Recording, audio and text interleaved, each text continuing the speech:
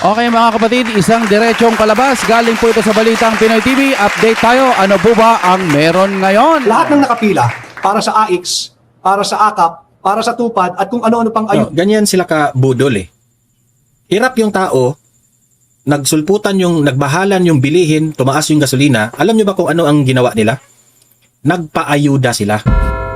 Para sa tingin nila, magpaayuda sila para mabango na naman ang kanilang pangalan. Okay, sundan natin yun mga kapatid ha. Okay lang na magbigay ka ng ayuda. Tapos sabihin mo pang bilang isang presidente na walang eepal. Pag magbibigay ng ayuda, walang eepal. Pero bakit yung mga netizen natin, meron silang mga pinopost na DSWD, tapos picture ng Pangulo yung nandoon at meron pang bilog na nakalagay na galing sa Pangulo. Wow! Heavy! Grabe talaga mga kapatid. Tuloy ho tayo. Sinundan ko lang okay lang kung magbibigay ka ng ayuda pang band-aid mo. Pero wag ka nang eepal. No, ganun na sabi mo walang eepal. Pero bakit doon yung picture mo? Tapos sinabi mo pa galing sa Pangulo. Heavy! Ang bigat, man! Para makalimutan itong mga gutom, itong pagmahal ng mga bilihin, mga pagkain, itong taas na gasolina. Ang solusyon nila, ayuda. Para makalimutan ng taong bayan, napalpak sila na gobyerno. Yan ang ginagawa nila. Nasa inyo na yan kung magpapabudol kayo. Pakita nga natin yun. Narito ang Balitang Pinoy TV. Need to reaction. Yan. Yan. Wala pa ring pagbabago. Kaya, hintay-hintay lang. May copy May ako araw din kayo. No? Lagi kong sinasabi dito sa Don Mar TV na vote wisely sa panahon ng eleksyon. Oo naman. Kasi tingnan nyo itong mga politicians na ito, wala nang hiya. Ayan. Kapala na talaga ng mga muka. Kapal talaga ng mga muka itong taong ito. Puro pamumulitika sa gitna ng... Excuse me lang, sir. Eto, ano sa tingin nyo to? Edit ba to? DSWD, Cash Relief Assistance para sa mga tsuper. Okay lang, sana naman hindi lang sa mga tsuper, sa mga namamasada rin. Yung libreng sakay nga nila parang kala mo gumawa sila ng krimen Kay BP Sara yung libre sakay niya, Vice President, di ba, of the Philippines. Walang muka ni BP Sara. Ay nakalagay serbisyo at tulong mula. Ay nakita nyo, tatapalakihin natin to para mas matindi. Sino bang epal? Sabi nyo walang epal. Ayan. Tignan natin ha. Para sigurado lang, hindi tayo nang babash. Sinasabi serbisyo at tulong mula kay Pangulong Bongbong Marcos. Gigi, anak ng Teteng. Akala ko ba, bakit may nakalagay na ganyan? Usog lang natin dito, no? Shout out po sa ating background. Pasensya na kayo ha. Lumipat po kasi kami ng bahay. Yan. Okay. Tuloy-tuloy ho natin ito ha. Hindi ho tayo nang babash. Ang sa atin lang realidad. Kasi sinabi mo walang eepal Anong gusto mo, ikaw lang umepal? Wow! Heavy talaga. Hindi rin wala akong hate Lagi kong nililinaw sa inyo yan. Ang sa atin lang, nagre-react tayo. Akala ko ba walang epal? Kukonsintain nyo pa ba to? Tuloy tayo Crisis ng ating bansa. Grabe. Manang-mana sa kanilang presidente na si BBM. Manang-mana talaga. Alam nyo, maraming pwedeng gawin ng Pilipinas, hindi lang po sa ayuda. Nangangamoy gera pa lang, dapat gawan na ng paraan. O kaya, magbigay ng mga mas matitinding tulong. Hindi lang basta ganyan tulong. Pero mo mag-150 na ata, malapit na mag-150 itong ating gasolina. Tapos sasabihin nyo ngayon, normal lang. Nasa 85, 90, 100, 105. Mag-110 na ata, may 110 na ba? Gasolina. Tapos sabihin nyo, normal. Tapos pag ipit na sasabihin nyo, new normal. New normal. Wow! Heavy talaga mga kapatid. Diba, hindi ho sa maka-BBM ka, hindi sa makakakamping ka, hindi sa maka-Duterte ka. Tignan mo na lang Heavy! Wow! Kaya hindi ko makakalimutan ang sinabi ni former President Duterte na BBM is a weak leader. Wala na hindi niya na alam kung anong gagawin Yung mga OFW natin, hindi niya sinalubong.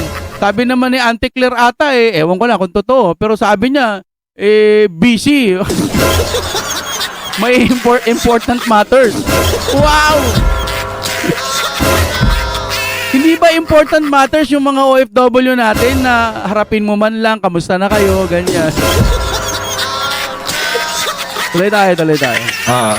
Having said that, pakinggan natin itong vlog ni Attorney Vic, no? Nagsalita na po si Attorney Vic sa kapalpakan ni Bongbong Marcos bilang presidente ng Pilipinas. Ito, panoorin natin at pakinggan ninyo itong mahalagang sasabihin ni Attorney Vic Rodriguez. Okay? Palakpakan muna kay Attorney Vic Rodriguez. Para kasing ang syunga-syunga mo naman kapag ka hindi mo malaman na palpakang administrasyon yan. Kalokohan naman yun. Napakabulag mo naman. Napakawala mo namang alam. Konting search lang Mag-search ka lang. Tignan mo kung anong nangyayari sa gobyerno natin ngayon. O mismo sila nagsasabi, babalik ang tiwala, bumalik na ang tiwala. Kamusta naman yung ratings ni PBBM ngayon? Negative na naman. Okay, tuloy tayo. Ito, ipapakita ko ang balita na ito. Pero like and share muna guys. Like and share at subscribe sa mga hindi pa nakasubscribe sa akin. Ito, panoorin ninyo itong video na ito patungkol dito sa balita na ito. Attorney Vic, pasok. Epic failure, an epic failure. Epic failure, an epic failure of leadership. Ano ba ibig sabihin ng epic failure of leadership? Ang epic failure of leadership, ang katangian po nito, isang lideratong merong fixed mindset. Akmang-akma kay Bongbong Marcos at sa kanyang administrasyon. Fixed mindset. May fixed mindset sila, fixated sila, kanino? Sa tatak Duterte. Diba? Tama si Attorney Vic.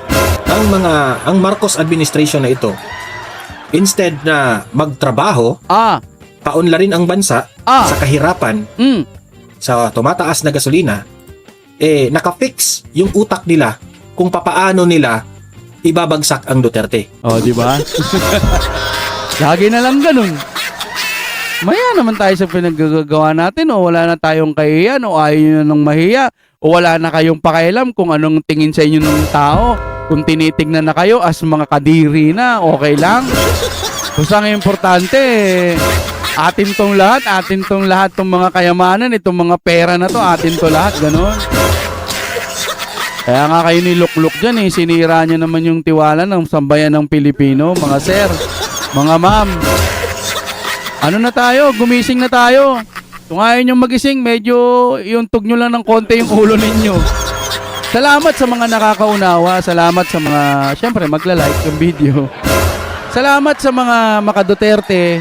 Salamat sa mga kahit hindi maka-Duterte, pero alam mo yon, naiintindihan nila na ayaw na nila sa Marcos. Kasi nga, wala na ano bang, ang daming perang nababalitaan natin. O sige, kung hindi ninakaw yung mga pera na yan, nasaan na yung mga project? Diba? Kung hindi ninakaw, edi ilabas nyo anong mga project, saan yung mga pinaggastusan ng mga pera. Wala. Tapos ngayon, bibigay kayo ng ayuda, tapos serbisyo at tulong mula kay Bongbong Marcos. Kininana, awanan na. Bakit? Dapat wala ng mukha ni PBBM. Dapat wala, di ba bawal epal? Ayuda na lang ang kayang ibigay, napaka-weak naman. Alam nyo naman, sasabihin ng mga mamamayang Pilipino nating mga matatalino dyan. Buti nga, nagbigay ng ayuda Kayo na nga lang hihingi, kayo pang galit Tapos maririnig mo, billion-billion yung mga nawawalang pondo, yung mga flood control, yung mga ghost project. Tapos ibibigay lang sa'yo, wow, 5 each. 1.5 each. Kung mas mababa pa. Ewan ko ba wala ito na ang gobyerno natin ngayon. Ito yung new normal. Kasi kahit naman idemanda o kahit naman magpaka-kembot-kembot tayo para lang magreklamo. Rereklamo ka, saan ka magrereklamo? Sa ombudsman. Anong gagawin ng ombudsman? Walang sapat na ebidensya o ibasura. Ganun lang din. Anong magagawa ng Supreme Court? Binabatikos din nila Iskul Bukol. Wala rin. May 18 Marines. Wala pa nga, hindi pa nga nakakarating ng Senate hearing kung ano-ano ng mga pinagsasabi ng taga-kabila. So wala tayong ibang aasahan ngayon, mga kapatid. Nakakalungkot. Kahit lumaban ka ng lumaban, ang pinaka kinahihintay lang natin lahat yung eleksyon. Kaso sa eleksyon, baka lang naman baka magkaharang, no, sana lumaban ng patas itong ating COMELEC. Kasi alam nyo ho, dapat iniisip nyo rin yung mga kababayan natin, hindi yung pag nakakita tayo. Pangkalahatan yung sinasabi ko, no, hindi porket makakita tayo dito ng maraming pera, bibigay sa inyo, maleta, wala ka nang pakialam sa taong bayan. Ang importante, meron ka. Pag hindi mo naman tinanggap, sabi nga daw nila, baka daw kung anong mangyari sa kanila, saan sila magsusumbong. O, sino ngayon ang dapat natin takbuhan? Wala, no? Grabe. Totoo ba ang sinasabi nila na itong Pilipinas sinisindikato talaga? Ano sa tingin nyo? Alright mga kapatid, si Mama Lenlen, no, hindi na nadala sa mga pinaggagawa, no. Wala akong hate kay Mama Lenlen. Personal na galit, wala din. Gusto ko lang gawa ng reaction video itong pinaggagawa ni Mama Lenlen na naman. Bakit ganon, Mama Lenlen? Hindi naman ho normal na habang chinecheck ka tapos nagtatrabaho ka. Naalala ko tuloy yung sinabi niya na 18 hours nagtatrabaho araw-araw. No? 18 hours nagtatrabaho. Wala akong ganun eh. Hindi yung, biruin mo, 18 hours ka nang nagtatrabaho. Dati yun ha, naalala niyo ba yun? Correct me if I'm wrong. Kung sino ang nakapanood nun dati or sinabi niya ba yun? 18 hours. Kung iisipin mo, 18 hours araw-araw, edi sabog ka na nun. Tapos ngayon, may bago ka na namang ganito.